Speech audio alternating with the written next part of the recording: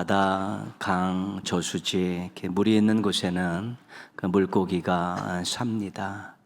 인공적으로 만든 수족관이나 작은 어항에도 물고기들은 삽니다. 그러니까 물이 아주 중요하기 때문에 그렇습니다. 물고기에게 이런 공간들은 생존과 또 번식과 안식을 주는 아주 귀한 터전입니다. 그런데 이런 좋은 공간들에 물이 없으면 어떻게 되겠습니까? 그 순간, 물이 없어지는 순간 그 좋은 환경들은 실은 물고기들의 무덤이 되는 것이죠. 살 수가 없기 때문에 거기서 죽을 수밖에 없기 때문에 그렇습니다. 우리는 하나님의 은혜로 살고 있는 하나님의 백성들입니다. 우리 삶의 터전에는 우리가 알고 있는 은혜도 있지만 우리가 모르는 은혜들도 굉장히 많이 있습니다. 은혜로 살고 있는 것이죠. 하나님께서 만약에 은혜를 거두시면 우리는 뭐 더 이상 의미 있고 값지고 또 행복한 삶을 살 수가 없게 됩니다. 근데 절대로 우리는 우리의 삶 가운데서 은혜가 없어져서 이 우리의 삶의 자리가 무덤이 되는 것은 없습니다. 그런 일은 일어나지 않습니다. 하나님께서 우리 모두에게, 믿는 사람이나 믿지 않는 사람 모두에게 기본적으로 살 수 있는 은혜들을 다 이미 주셨고, 그것은 우리가 이 땅을 떠날 때까지 절대로 우리를 벗어나지 않습니다. 그래서 기본적인 은혜를 가지고 삽니다.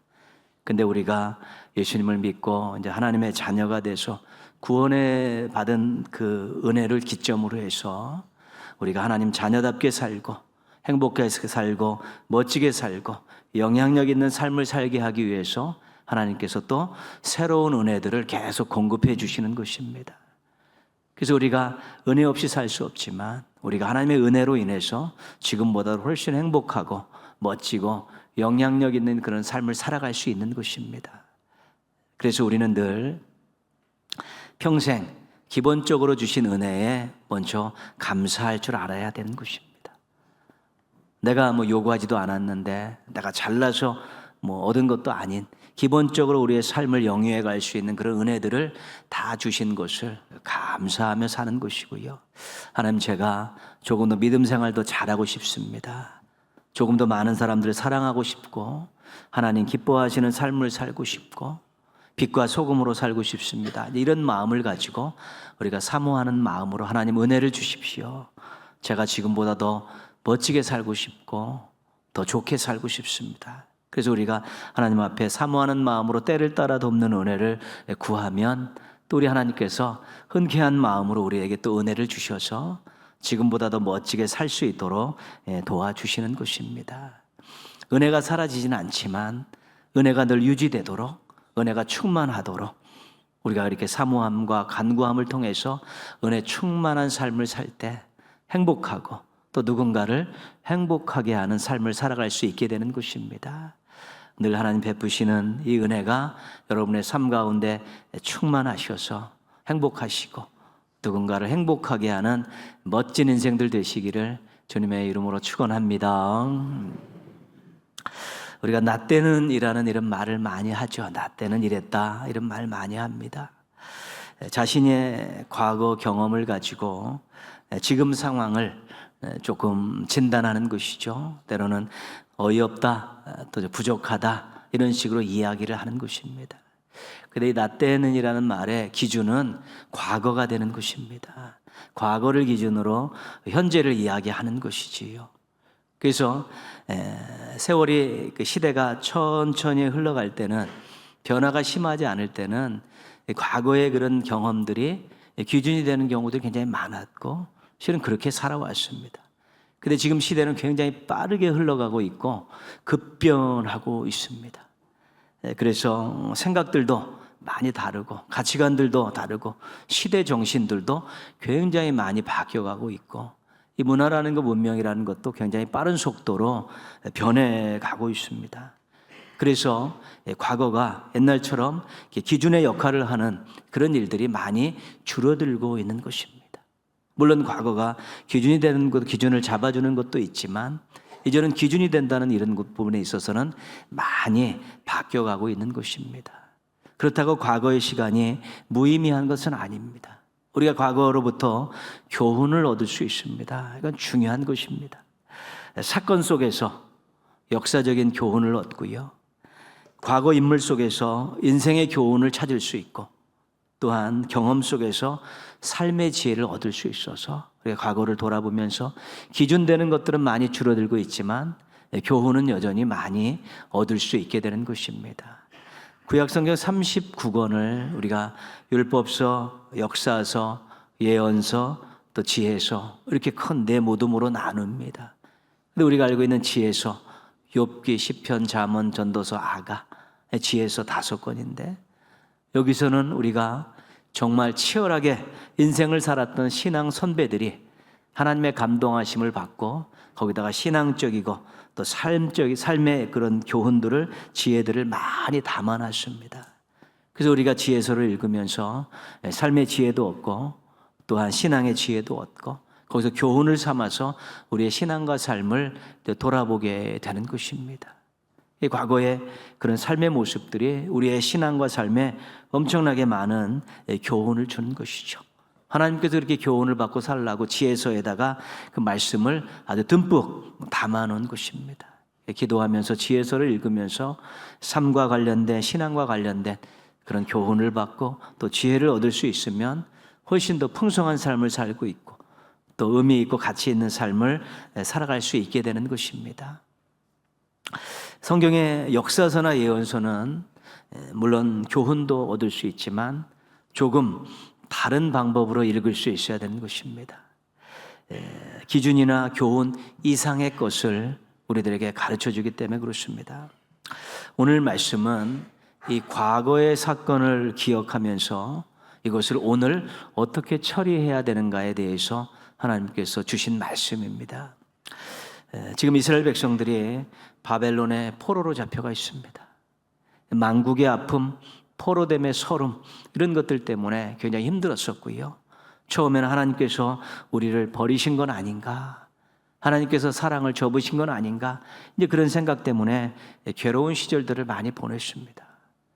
근데 이게 1년, 2년, 10년, 20년, 30년 이렇게 지나고 나면서 그런 생각들은 잦아들고 여기서 정착해야겠다라는 마음들이 들었습니다.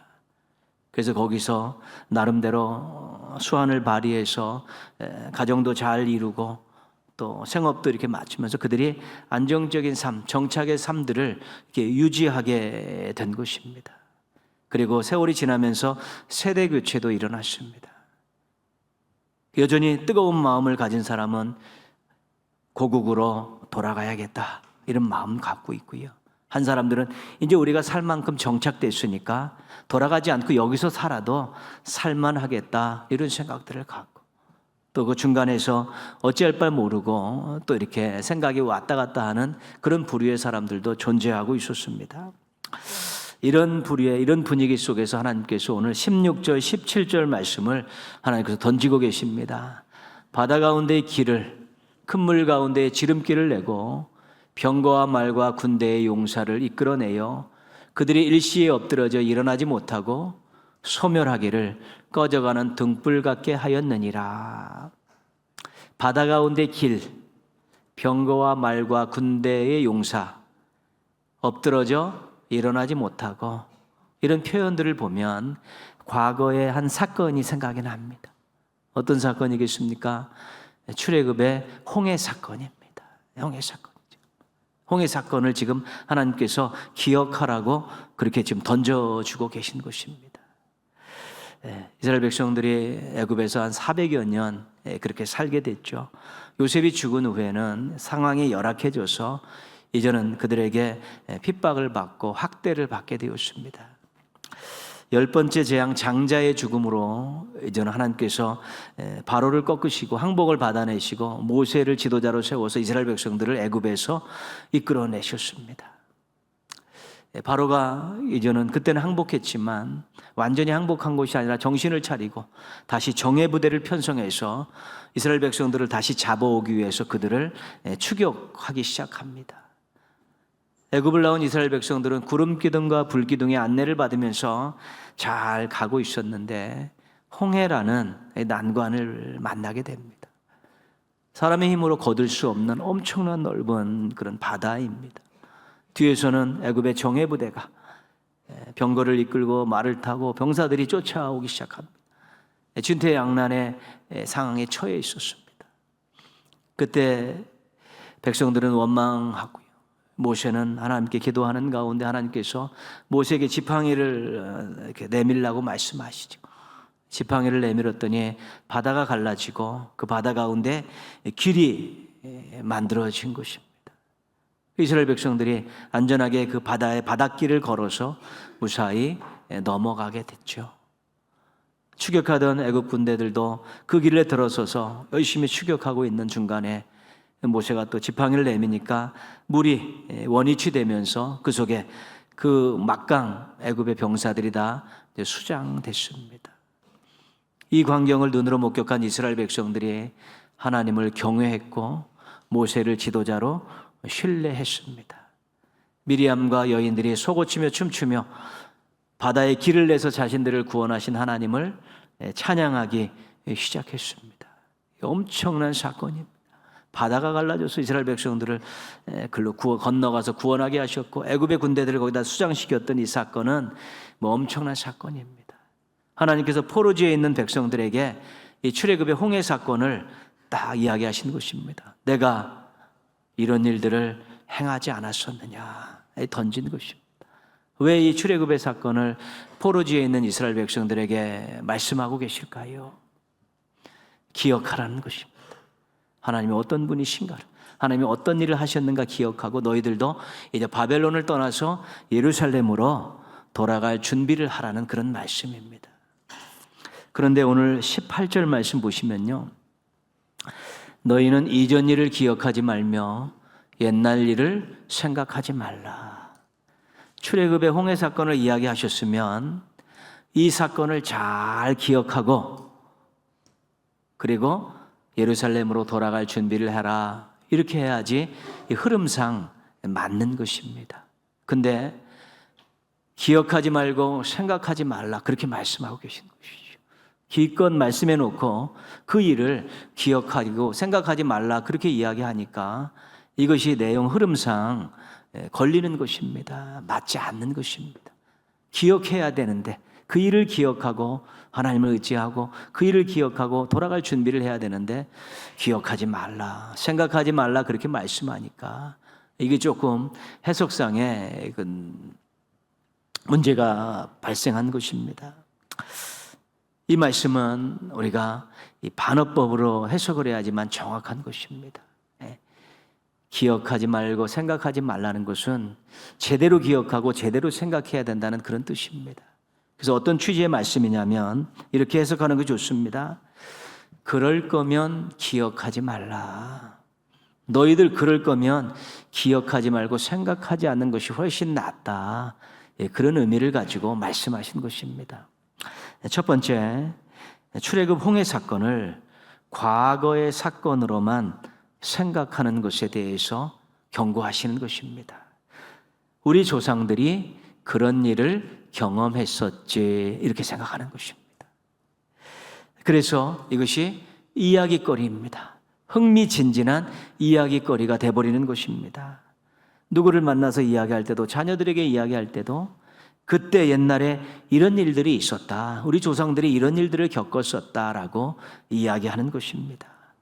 교훈이라도 뭐지 좀 얻었으면 좋겠지만 그런 것도 없이 한낱 이야기거리로 그렇게 치부해버리는 이런 일들을 하나님께서 지금 예견하신 것입니다. 흥미위주로 약간의 과장이 보태진 이야기로 현재화는 무관한 이야기로 무관한 사건으로 이야기한다면 기억할 필요가 없다는 것입니다. 그렇게는 생각할 필요가 없다는 것입니다. 오랜만에 초등학교 동창을 만났습니다. 그래서 시간 가는 줄 모르고 옛날에 있었던 이야기들을 많이 하죠. 또 만나서 그 얘기하고 또 만나서 그 이야기하다 보면 나중에는 별 의미가 없습니다. 옛날에 있었던 이야기 하니까 지금은 어떤 접촉점이 없고 옛날에 만났던 그 만남의 그 추억들만 얘기하다 보면 나중에는 별로 만나는 것도 시답지 않고 뭐 이야기하는 것도 별로 재밌지가 않습니다. 왜냐하면 과거의 이야기, 오늘날 나가면 상관이 없는 그냥 추억만 잠깐 소환해낸 그 정도 이야기면 그렇습니다. 남자들의 군대 얘기도 마찬가지죠. 막 무용담처럼 막 늘어놓지만 뭐 그런 것입니다. 많이 들으면 나중에는 식상하죠. 또 그래 그러고 마는 것이죠. 왜 그때 경험했던 그 일들이 그 듣는 사람들 오늘 내게 아무런 상관이 없기 때문에 그런 것입니다. 설교도 여러분들 막 성경을 잘 이야기해주고 해석을 잘 해주고 막 그래서 했는데 여러분에게 적용을 해주지 않으면 오늘의 삶과 연결시켜주지 않으면 아무런 의미가 없는 것입니다. 그냥 고급 정보, 고급 지식 얻은 걸로 끝나는 것입니다. 이것이 오늘의 삶과 나와 무슨 관련이 있냐가 연결이 될 때만이 의미가 있는 것입니다.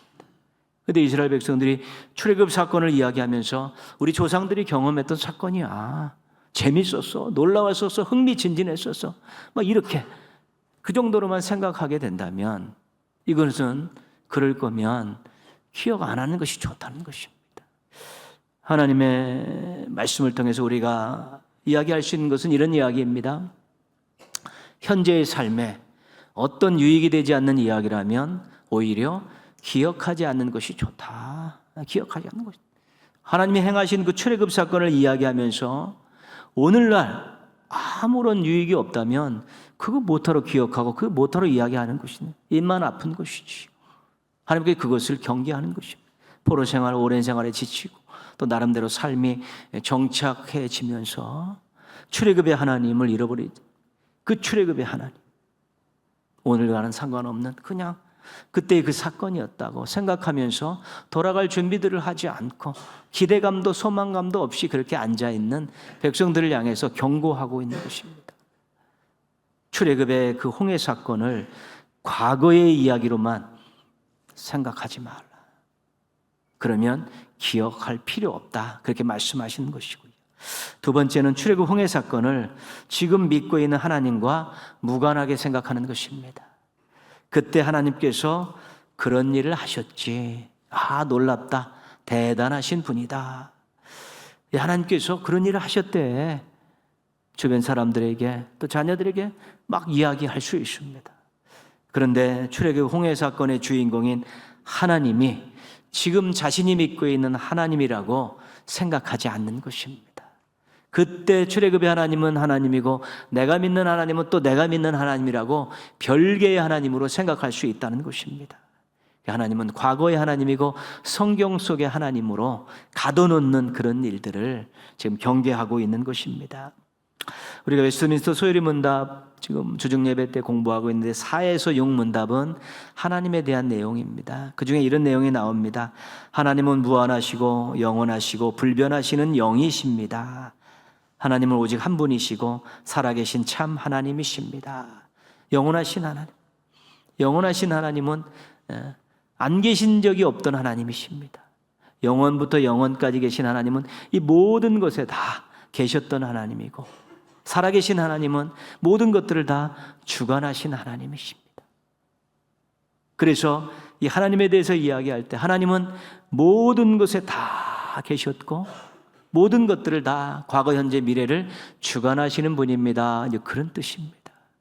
과거의 하나님과 현재 하나님과 미래의 하나님이 다르지 않다는 것입니다. 같은 하나님인데 어떤 사건을 이야기하면서 출애굽의 하나님은 그때 하나님이고 우리가 믿는 하나님은 다른 하나님이라고 생각하게 될 때 신앙적으로 이상한 행동들을 하게 된다는 것입니다.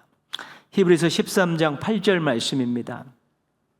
예수 그리스도는 어제나 오늘이나 영원토록 동일하시니라. 이 말씀의 배경은 그렇습니다. 핍박을 당하고 있는 백성들에게 너희를 가르쳤고 너희를 인도했던 믿음의 선배들을 생각해 봐라.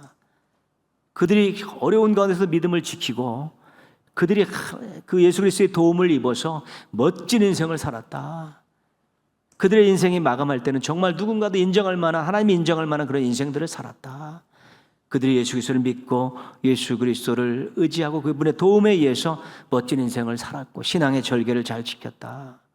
근데 너희들의 믿음의 선배들을 믿음을 주시고 도와주셨던 그 예수 그리스도가 지금 너희들이 믿고 있는 예수 그리스도다. 힘드냐? 예수 그리스도께서 너희들 도와주신다. 너희와 함께 하신다. 예수 그리스도는 어제나 오늘이나 영원토록 동일하시다.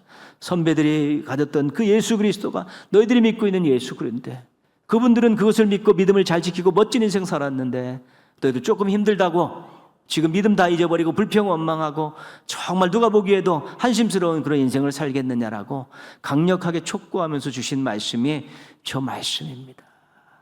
예수 그리스도는 어제나 오늘이나 영원토록 동일하시다. 우리 믿음의 선배들이 믿었던 예수 그리스도, 오늘 우리가 믿는 예수, 앞으로 우리 후손들이 믿을 예수, 변함이 없다는 것입니다. 그래서 두 번째, 하나님께서는 이런 취지로 말씀하고 계신 것입니다. 과거 사건을 주관하신 성경의 하나님이 자신이 믿는 하나님이라고 믿어지지 않으면 오히려 기억하지 않는 것이 좋다, 이제 그런 것입니다. 출애굽의 놀라운 능력으로 이스라엘 백성들의 바다에서 길을 내서 건져내셨던 그 하나님, 오늘 내가 믿는 하나님이라고 믿지 않는다면 옛날 사건 기억할 필요가 없다는 것입니다. 아무런 의미가 없고 가치가 없는 일이라는 것이죠. 15절 말씀입니다. 15절 말씀. 나는 여호와 너희의 거룩한 이요 이스라엘의 창조자요 너희의 왕이니라. 나는 항상 거룩한 하나님이고 창조주 하나님이고 너희의 왕 되신 하나님이다. 너희 조상들에게도 그렇고 너희들에게도 그렇고 너희 후손들에게도 그럴 것이다. 하나님께서 이것을 가르쳐주고 싶으셨던 것입니다. 과거, 현재, 미래 모두가 동일한 하나님이시고 동일한 예수 그리스도이심을 믿으라는 것입니다. 그러시면서 19절 말씀을 하고 계시죠. 보라, 내가 새 일을 행하리니 이제 나타낼 것이라. 하나님께서 새 일을 행하시겠다고 선포하셨습니다. 출애굽의 하나님, 그때 하나님께서 이스라엘 백성들에게는 바다의 길을 내서 애굽에서 구원하시는 것이 하나님의 새 일이었는데, 이제는 너희들에게는 바벨론에서 예루살렘으로 돌아가는 구원의 새로운 일들을 행하시겠다고 하나님께서 선포하고 계신 것입니다. 출애굽의 하나님이 지금 바벨론에서 예루살렘으로 돌아오게 제2의 출애굽의 하나님이심을 보여주시겠다는 것입니다. 이스라엘 백성들을 애굽에서 구원하신 그 하나님, 바벨론에서 구원하신 하나님이 동일한 하나님이심을 새 일을 통해서 하나님께서 보여주시겠다고 약속하고 계신 것입니다. 19절 말씀 또 나머지 부분 보시면요, 반드시 내가 광야의 길을 사막에 강을 내리니. 이 새 일이 어떤 일이냐면 광야의 길을 내고 사막에 강을 내는 일이라는 것입니다. 이 새 일에서 우리가 출애굽을 떠올립니다. 출애굽을 한 이스라엘 백성들을 40년 광야길을 인도하셨고요, 반석을 쳐서 물을 내셔서 그들을 먹이시면서 인도하신 하나님이십니다. 이 새 일에서 바벨론에서 예루살렘으로 돌아가는 이스라엘 백성들을 생각할 수 있습니다. 바벨론에서 예루살렘으로 돌아가는 길도 만만한 길도 아닙니다. 그 시대에 걸어서 한 달 반이라는 기간을 걸어간다는 만만한 길은 아닌데, 그럼에도 불구하고 하나님께서 길을 내시고 또 먹을 것, 마실 것을 제공해 주시면서 그들을 예루살렘으로 돌아가게 하셨다는 것이죠. 이 새 일에서 우리를 향한 하나님의 강력한 약속을 우리가 보게 됩니다. 광야에 길을 내는 것은 어려운 일입니다. 사막에 강을 내는 것은 더 어려운 일입니다. 아무리 어렵고 힘든 상황에서도 하나님께서 우리들을 인도해 주시겠다라는 약속입니다.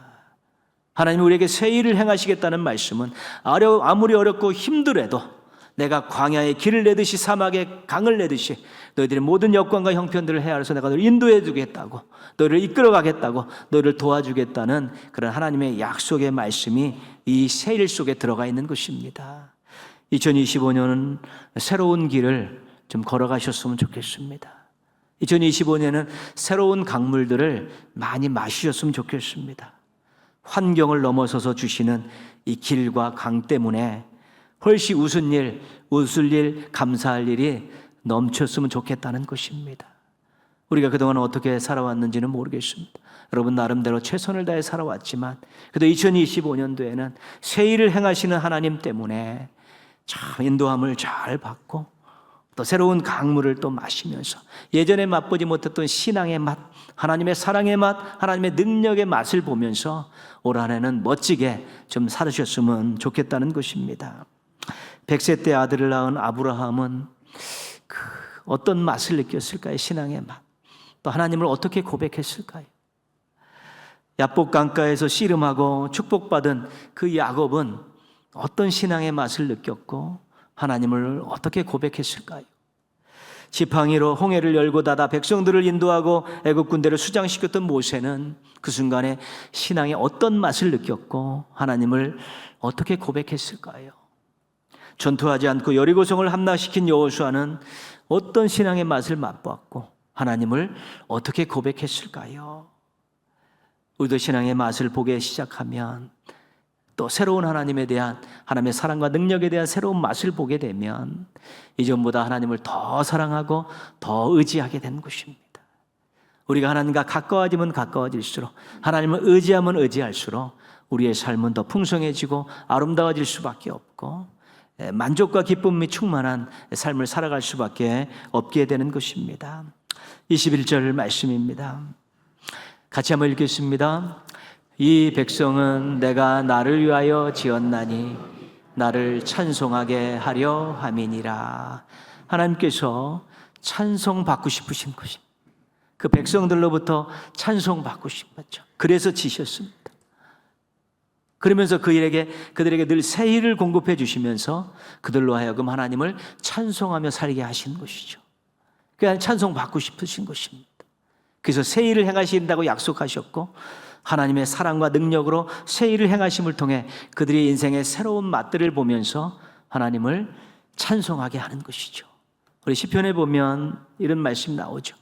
새 노래로 여호와를 찬양하라. 그렇지 않습니까?